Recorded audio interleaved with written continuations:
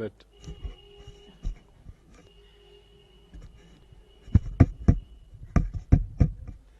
राधा स्वामी,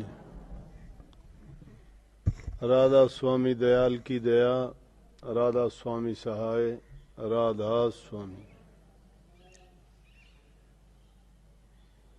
प्यारी साध संगत जियो, सत्संग रोजाना सुनते हो। वाणी एक से एक बहुत अच्छी होती है। किसी में गुरु की महिमा गाई जाती है, किसी में गुरु के लिए विरह और प्रीत दर्शाई जाती है। कहीं बहुत से शब्द महापुरुषों के इस जीव को चेताने के लिए, और उनमें वो शिक्षा भरी होती है कि अगर उसको मान के हम चलें तो न केवल हमारा जीवन सुखी होता है बल्कि इस जीव का कल्याण भी हो जाता है। उसमें की आज्ञा का पालन करके, उन नियमों पर चल के हम अपने आदतों को सुधार सकते हैं, जीवन को सुधार सकते हैं, आसपास के घर परिवार के वातावरण को अच्छा और सौहार्दपूर्ण बना सकते हैं। जहाँ प्रेम होता है वहाँ हर चीज, हर काम बड़े अच्छे ढंग से संपन्न हो जाता है। रामायण में लिखा है, जहाँ सुमति वहाँ सुख नाना, जहाँ कुमति वहाँ दुख विधाना। जहाँ कुमति होती है, कुमति कहते हैं कि जहाँ पे आपस में प्यार ना हो, लड़ाई झगड़े होते हों, झूठ कपट का बोलबाला हो, एक दूसरे पर इतबार विश्वास ना करते हों, जबान से और व्यवहार में जो अच्छी तरह बर्ताव ना करते हों, वो दुर्मति है। लेकिन इसके उलट जो अच्छे गुण हैं उनको सुमति कहा है। तो जहाँ दुर्मति होती है, जिस घर में कलह होती है, झगड़े होते हैं, और जो इस तरह की बातें जिस किस जगह भी होंगी, वहां तो नरक जैसा वास होगा। लेकिन जहाँ सुमति है, जहाँ आपस में प्यार प्रेम है, कोई बुरी आदतें नहीं हैं, एक दूसरे में विश्वास करते हैं, बूढ़े बुजुर्ग की बातों को मानते हैं, उनकी आज्ञा का पालन करते हैं, मित्रता मितव्यता का मीठा बोलचाल का अच्छा व्यवहार करते हैं, वो घर स्वर्ग के समान हो जाता है। देखे होंगे कितने ही परिवार आपस में लड़ाई झगड़े के कारण बर्बाद हो जाते हैं। मैं तो ये कहा करता हूं कि आदमी को अपनी नीति भेड़ जैसी बना लेनी चाहिए। भेड़ों की इतना शांत स्वभाव होता है उनका कि अगर 50 भेड़ों का झुंड हो और उसमें थोड़ी सी घास आप ले जाके डाल दोगे तो वो भेड़ें आपस में मिलके वो उसकी गर्दन के नीचे से, कोई उसकी टांग के नीचे से, कोई उसके पेट के नीचे से एक एक तुनका बांट के और खा लेंगे। कोई झगड़ा नहीं होता उनका।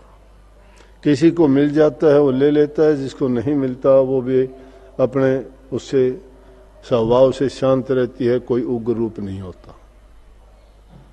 ऐसा स्वभाव बना लेना चाहिए। आदमी को मिलता है तो शुक्र करो, शुक्राना करो प्रभु का कि आपको ऐसा अवसर मिला, और नहीं मिलता है तो आदमी उस शांत रह के प्रभु से प्रार्थना करे कि वो आप पर भी दया बख्शे, मोज बख्शे।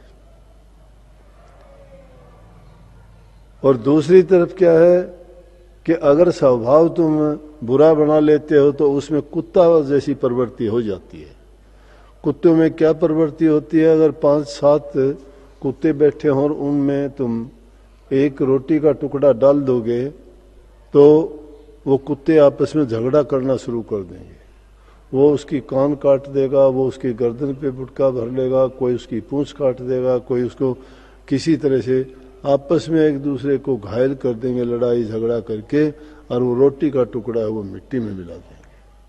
तो ये दुर्मति और सुमति का एग्जाम्पल है कि जहाँ दुर्मति होती है वो ऐसे स्वभाव करके जो उनको लाभ होना होता है उस लाभ को भी बर्बाद कर देते हैं और आपस में दुश्मनी झगड़ा और नुकसान भी उठाते हैं। और जहाँ सुमति होती है, जहाँ सुमति होती है नाना प्रकार के सुख ही सुख हैं, उनमें किसी को कोई दुख तकलीफ नहीं होता, जिसके हिस्से में जो आ जाता है वो उसको लेके शांत चित्त रहते हैं और आपस में उनका वही प्रेम बना रहता है। इसलिए संतों और महापुरुषों के संग में जाने से ये शिक्षा है। तो कई जो गुरु के प्रेमी हैं वो गुरु का उपकार मानते हैं कि हमारी दुर्बुद्धि को सुधार के, कुबुद्धि को, जो बिगड़े हुए हम भटके हुए थे रास्ते से, उस कुबुद्धि को सद्बुद्धि देकर सद्मार्ग पे लगा के प्रभु की भक्ति का रास्ता हमें दिखाया कि जिसके कारण हमारा ये संसार भी सुखी हुआ और इस जीव के कल्याण का भी रास्ता खुला। ये जीव इस संसार में दुखी है, दुख का कारण है, कारण इच्छा तृष्णाएं हैं, उनके लिए छटपटाता है, वो नहीं मिलती तो क्रोधित होता है। क्रोध में आदमी अपनी ज्ञान बुद्धि विवेक विचार सब खो देता है।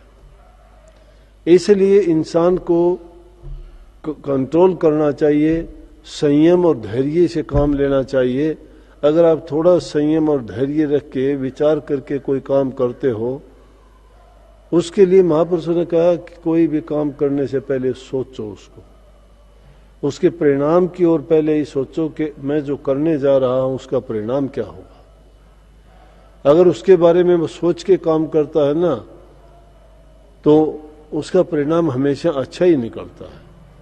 और अगर कोई जल्दबाजी में कोई काम करता है जिसके अंदर वो ख्याल नहीं करता कि इसका परिणाम क्या होगा, तो निश्चित रूप से अगर बुरा नहीं होगा तो उसको लाभ होना भी बड़ा कठिन होगा। बहुधा जल्दबाजी में इंसान से गलतियां हो जाती हैं, कहीं ना कहीं चूक हो जाती है, कोई छूट हो जाती है और वही फिर दुख का कारण बन जाती है।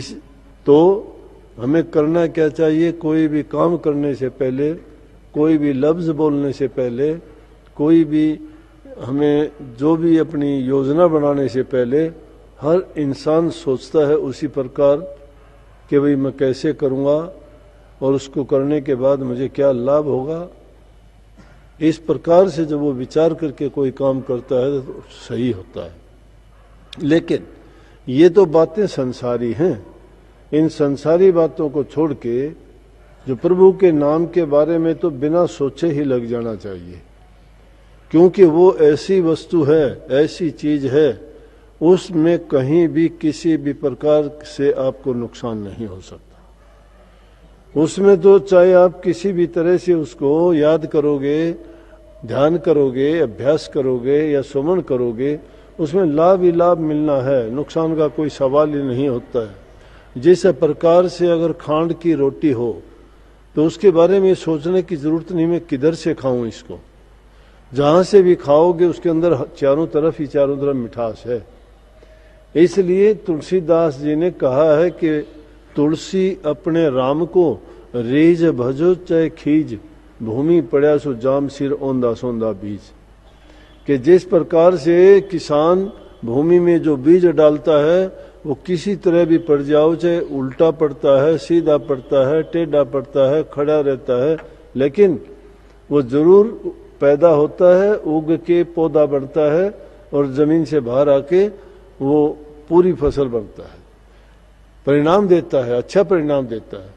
तो कहते हैं कि जिस प्रकार से भूमि में पड़ा हुआ औंधा सौंधा बीज भी प्रकट होके पैदा हो जाता है, इसी प्रकार से अगर प्रभु के नाम को चाहे तुम खुश होके लो, चाहे उसको दुखी होके लो, चाहे उसको आप किसी भी रूप में याद करो, जिस रूप में भी याद करोगे वो तुम्हारे लाभ के लिए होगा, वो किसी भी प्रकार से हानि वाला नहीं है। तो इसलिए लाखों काम छोड़ के भी प्रभु के नाम का सुमन करना चाहिए, उसको याद करना चाहिए। अगर जीवन में कोई बुराई आती है तो भी अगर उनका नाम का सुमरण तुम करते हो तो देखते ही देखते तुम उस बुराई से निजात पा जाओगे। प्रभु के नाम करने हैं तुम्हें, तुम्हारी बुद्धि में ही उसका, तुम्हारी समस्या का हल दे देंगे प्रभु, क्योंकि वो हर जगह हैं। जो जिसको जिस रूप में जहां याद करता है वहीं प्रकट हो जाते हैं। इतिहास के पन्नों को उल्ट के देखोगे, जिन भक्तों ने, जिन श्रद्धालुओं ने, उनको जब कोई पीड़ा हुई, कोई तकलीफ हुई और उन्होंने प्रभु को जहां याद किया उसी जगह पे प्रकट होके उनके सब के कार्य सारे। लेकिन आज के युग में ये बातें बहुत कम लोगों की है, क्योंकि उनके दिलों में श्रद्धा और विश्वास दृढ़ नहीं है। उस विश्वास को दृढ़ करके मन में तसल्ली अपने आप करके रखोगे और उन पर पूर्ण विश्वास लाओगे तो तुम्हारे काम भी उसी प्रकार से हो जाएंगे जिस प्रकार से उन पिछले बातों को आप सुनते आए हो, देखते आए हो। कितने कितने बड़े बड़े पापी थे, दुष्ट थे, चोर थे, ठग थे, लुटेरे थे। उनको भी जब उन्होंने सच्चे दिल से जब पुकारा तो उनको उसी जगह पे प्रकट होके प्रभु ने और उनको दर्शन दिया और उनके काज को संवार दिया। पूरी जिंदगी जो राम राम करते रहे, लेकिन वो जबान से करते रहे, मन में जिनके श्रद्धा नहीं थी, विश्वास उनका पक्का नहीं था, संकल्प उनका दृढ़ नहीं था, तो वो करते तो रहे लेकिन विश्वास दृढ़ न होने के कारण वो कोई कुछ परिणाम नहीं पा सके। लेकिन सच्चे मन से अगर तुम करते हो तो मैं तो कहता हूं सारी जिंदगी जिसने पाप किए हों और वो सही मन से अगर कुछ समय के लिए भी प्रभु के सामने नतमस्तक होके दिल में एकाग्रता ला के शिथिर होके सिर्फ उन्हीं में अपनी मन की वृत्ति को ठहरा कर सच्चे मन से याद करता है तो एक पल में दर्शन देके निहाल कर देते हैं और उस जीव का कल्याण कर देते हैं। ये कमी हमारे अंदर रहती है। हम नाम गुरु से लेते हैं, नाम गुरु से लेके हमारे जीवन को उसी रास्ते पे चलाते रहते हैं जो पहले बर्ताव करते थे, और फिर कहते हैं कि जो करेगा गुरु करेगा, गुरु करेगा। गुरु जब करेगा गुरु की बात को मानोगे, गुरु जो उपदेश करते हैं उस पर चलोगे। गुरु तो बहुत कुछ बताता है, आप उसमें से अपनाते कुछ भी नहीं हो। छोटी छोटी बातों के लिए आप आते हो, कोई बीमारी के लिए आता है, कोई नौकरी के लिए आता है, कोई संतान के लिए आता है, कोई दुख दर्द परेशानी को मिटाने के लिए आता है, कोई गरीबी के लिए शिकायत करने आता है।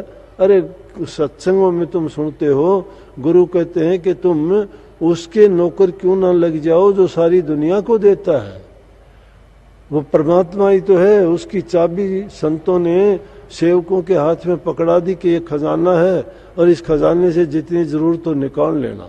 वो खजाना प्रभु का नाम है, चाबी सतगुरु ने आपको दी है, भक्ति करने का तरीका बताया है। वो भक्ति उस तरीके से आप करते जाओ और फिर अगर आपको कुछ ना मिले फिर दोष देना कि ये बात मिथ्या है। लेकिन जब हम अपने आप पर इतबार नहीं करते, अपने आप को ही उस लाइन पे नहीं चला सकते, तो फिर दोष देना का हमारा मतलब क्या रह जाता है किसी को। ना गुरु दोषी है, ना परमात्मा दोषी है। दोषी है तो तुम्हारा अपना मन है। तुम अपने मन को नहीं टिका पाए, उसको नहीं साध पाए। अगर उसको दुनियादारी की तरफ से हटा के प्रभु की ओर लगाते और सच्चे मन से जो तुम उस भक्ति को कमाते, प्रभु को याद करते, उनका चिंतन करते, सुमन करते, भजन करते। लेकिन हम तो भजन करते हैं पूरी जिंदगी, अपनी चिंताओं का, अपनी बीमारी का, अपने दुख का उसको लेके हम रात दिन शिकायत हमारी जबान की नोक पे रहती है कि मैं तो बीमार रहता हूं, बीमार। ऐसा संकल्प क्यों करते हो मन में? रहो निचिंत करो मत चिंता, चोंच दे सोई चिंत करेगो। पांव पसार पड़ो दिन सोवत पेट दियो सोई पेट भरेगो। जीव जिथे जल में थल में पुन पाहन में पहुंचाए धरेगो। सुंदर कह तू भूख ही भूख पुकारत है, सुंदर कह तू तो भूख मरेगा। जो इंसान सुमन जिसका करता है, तुम तो सुमन करते हो बीमारी का, तुम सुमन करते हो भूख का, भूखा मर जाऊंगा। अरे सुमन ये क्यों नहीं करते? इंसानों ने जिन्होंने दृढ़ संकल्प करके जिस चीज पे भी लगे, जिस काम में लगे, उनके काम पूर्ण हुए। अब भी यहां तुम बैठे हुए, तुम्हारा मन यहां नहीं है। अब भी तुम यहां बैठे हो, शारीरिक रूप से बैठे हो, मन तो तुम्हारा घूम रहा है कहीं का कहीं, विचलित हो तुम। ये कचरा जब तक मन से नहीं निकलता है तब तक प्रभु की ओर एक कदम नहीं रख सकते। इन वचनों में इतनी ताकत है, इन वचनों को ही मान के देखोगे, अगर जीवन नहीं बदल जाए तो मेरे पास आ जाना, लेकिन नहीं बदलता, तुम्हारे ऊपर असर नहीं है उसका।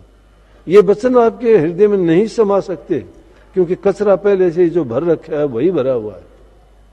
वो कचरा दिमाग से जब तक नहीं निकलता, इन बातों पर यकीन श्रद्धा नहीं लाते और दृढ़ करके तुम इनका पालन नहीं करते, कुछ आनी जानी नहीं है। हाँ, इतनी बात है कि कुछ बातें सुन के तुम्हें थोड़ा बहुत लाभ हो जाएगा, वो तो आदमी गीत गाता फिरेगा, लेकिन जिसका नहीं वो कह दे भाई हमें तो कुछ दिखाई नहीं देता, कुछ नहीं होता, कुछ नहीं होता। हमने तो नाम भी ले लिया फिर भी नहीं। अरे नाम लेना कोई मोहर लगवा लेनी है कि मोहर लग गई तो पास हो गया, वो काम ही नहीं करोगे तो क्या हो गया।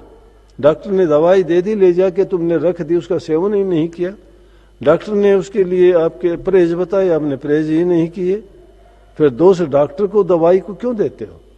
दोष अपने आप को दो। डॉक्टर ने जो दवाई दी है टाइम पर दवाई लो, परहेज पूरे करो और फिर देखो उसका परिणाम क्या निकलता है। इसलिए करना हमें है, किसी दूसरे पर ना छोड़ो, किसी को दोषी ना मानो, अपने मन के अंदर उन बातों को बैठाओ। जब हृदय में तुम्हारे वो संकल्प दृढ़ होगा, मैं कहता हूं सारे के सारे काम तुम्हारे सही होने शुरू हो जाएंगे। अपने आप की जांच पड़ताल किया करो, तुम कितना गुरु के वचन को मानते और कितना नहीं मानते। 24 घंटे में कभी 5-10 मिनट का टाइम निकाल के सोच के देखा करो कि मैं कितना पालन करता हूं, फिर अपने आप पता लगेगा कितने पानी में। इसलिए वो बुराई का रास्ता छूटता चला जाएगा, अच्छाई आपके काबू आती चली जाएगी और धीरे धीरे करके आपका सुधार होता चला जाएगा, जिसके कारण जिस मंजिल पे चले हो, जिस उद्देश्य को लेके, उस ठिकाने की ओर तुम पाओगे कि बहुत जल्दी पहुंच जाओगे। सबको बहुत बहुत आशीर्वाद। राधा स्वामी। जो प्रेमी बहन भाई मिल लिए उनकी छुट्टी है, जाइए जाइए आप शांति से उठ के।